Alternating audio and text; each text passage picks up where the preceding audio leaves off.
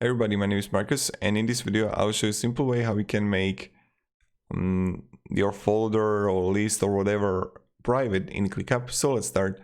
The first thing you want to do is just be in Clickup and then just click here three dots and you're gonna see sharing and permission right here.